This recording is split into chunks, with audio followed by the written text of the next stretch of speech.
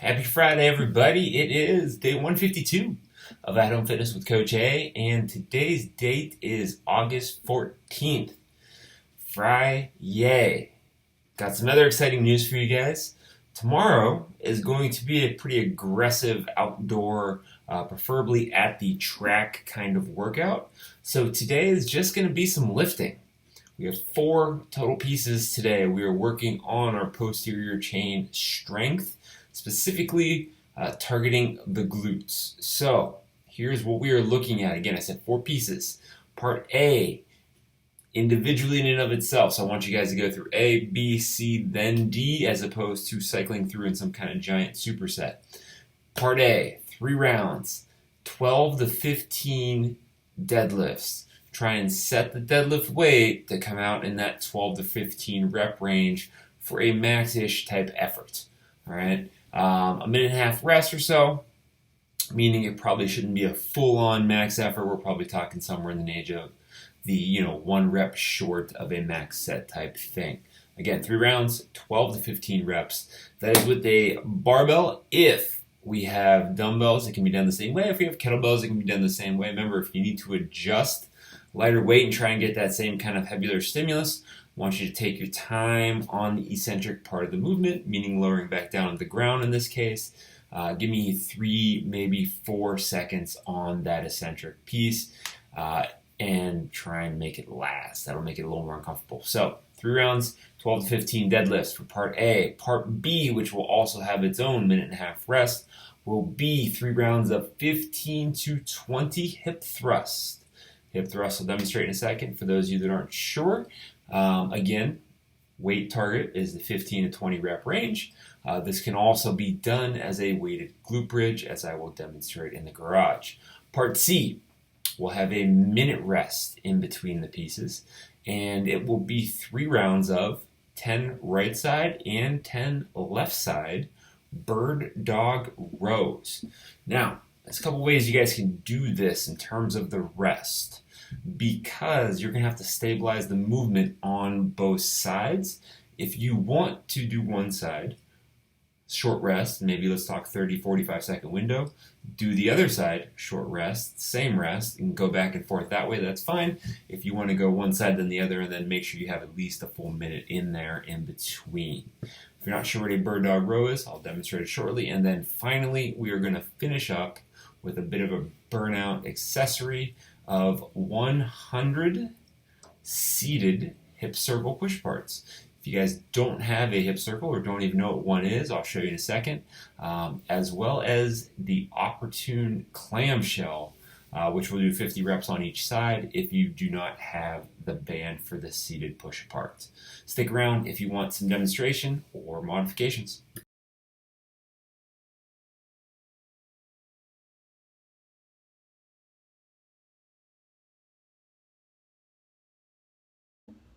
Alright guys, so let's get into our posterior chain development day. Like we talked about, 4 different pieces. We have our deadlift, our hip thrust, our bird dog row, and our external rotations with the hips, essentially. I'm going to go through things a little differently today. I'm going to go through one of these at a time, piece by piece, and I'm going to give you the movement modifications for different types of equipment, kettlebells, dumbbells, etc., in the same video, so that you guys are able to piece those together, since there are going to be several pieces in between anyway. So, first one is going to be our 3 rounds of 12 to 15 deadlifts. We're looking for a regular stance. Remember, if the weight is light, I want you focusing on a 3 to 4 second eccentric return back to the floor before the next rep. Alright, so feet inside of hands, if you will, versus a sumo lift. Now, if that isn't going to work in terms of the weight, meaning you're still not going to be maxing out somewhere in the 12 to 15 range, we can take that lighter weight and we can turn this into RDLs when we need them, because that's probably going to be what we're going to have to do if we're looking at a single kettlebell or 2 dumbbells, unless they're heavy enough that tapping the ground to come up big up the lift gives us the work. It's probably going to end up being more of the RDL type of work. If we are looking at pretty much just having bands today. It is still something we can work on. It's still something we can develop, but it's going to obviously be a little different.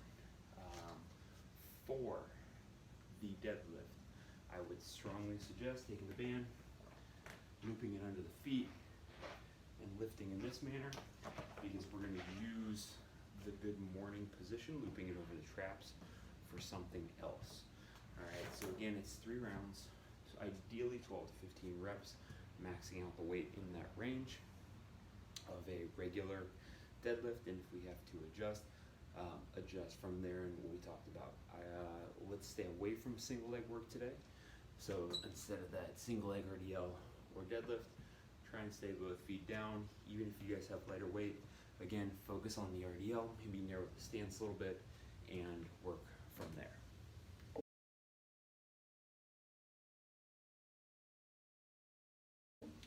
Alright, second thing we're looking at is going to be a barbell hip thrust. Rep scheme for this one is again 3 rounds, same kind of rest, but we're looking at 15 to 20 reps. So those of you that haven't done the hip thrust before, the back is going to be elevated, shoulders are going to be elevated, ideally on a bench or something along those lines. Get this kettlebell out of the way. I'm going to roll that bar back until it sits in the hip crease. From there, lifting myself up into position, weight sitting down in the hip crease, shoulder blades are up on the bench, if not mid part of the shoulder, thick part of the lats if you want to think of it that way. Head and chest stay in line with the belly button and the spine, so no matter if I'm at the top of the lift or the bottom, I'm never arching, never rolling back. Okay? Abs are always engaged, lats are always engaged with my hands on the bar. My hips are down at about 90 degrees. Notice knees, front of the knees in line with the front of the ankles, pushing through the heels and squeezing the glutes to extension. Now, 15 to 20 is going to be a lot for a hip thrust.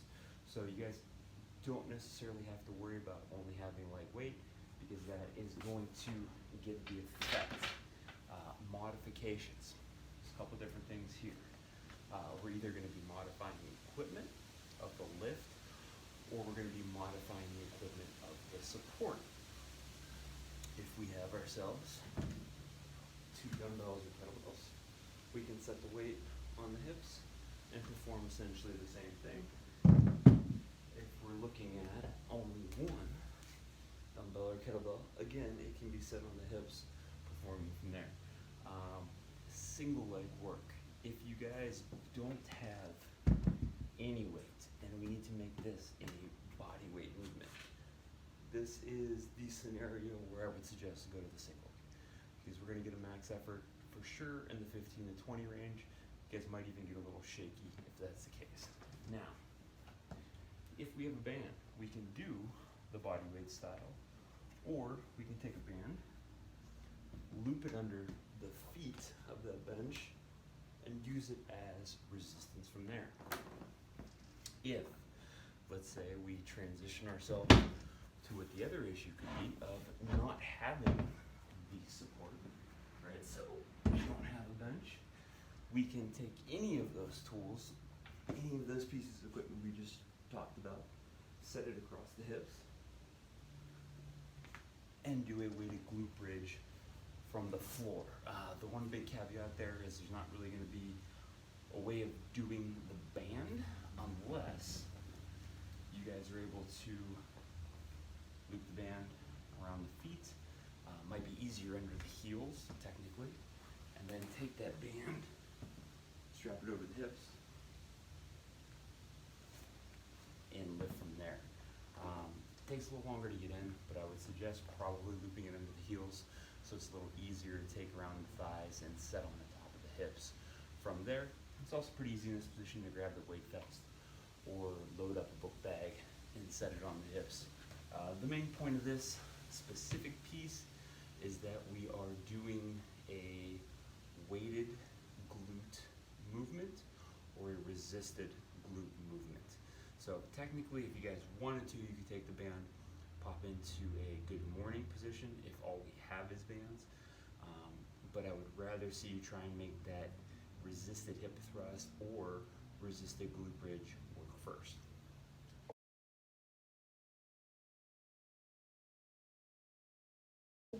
All right, next in the posterior chain work today, we're looking at the bird dog row. So in the bird dog position, opposite hand and knee will be supported on the bench. Trying to set myself up in a manner that provides some stability between those two pieces, right? So I personally like to take the foot, tuck it against the back of the bench, take the hand, bring it up underneath the shoulder, and grip the outside edge of the bench. That makes it a little easier for me to hold support. Some people I know like to have their hand flat on top. That's basically a personal choice, up to you guys. Now, from there, bird dog position is created when that leg extends back and my opposite arm is out of support. The row comes from a supported row position in the bird dog. Obviously, easiest dumbbell, kettlebell. It doesn't really matter which one, honestly, because the floor is not really going to come into effect here. You're going to have to be on the outside of the bench either way. A barbell we can technically do if I pin the bar into a wall position down here, or a supported position that allows me to go through and row the long lever. Can I use a band? Yes. If I have a place that I can attach it, like the foot of a bench.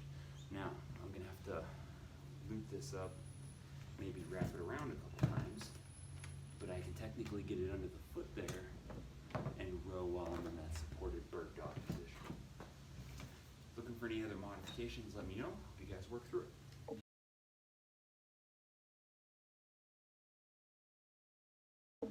All right, last and certainly not least today, the hip circle push parts. Seated on a bench, 90, 90, 90 is what we're looking for here, ankles, knees, hips. Feet are about hip width, they're not super wide, they're not super close, all right? Athletic position.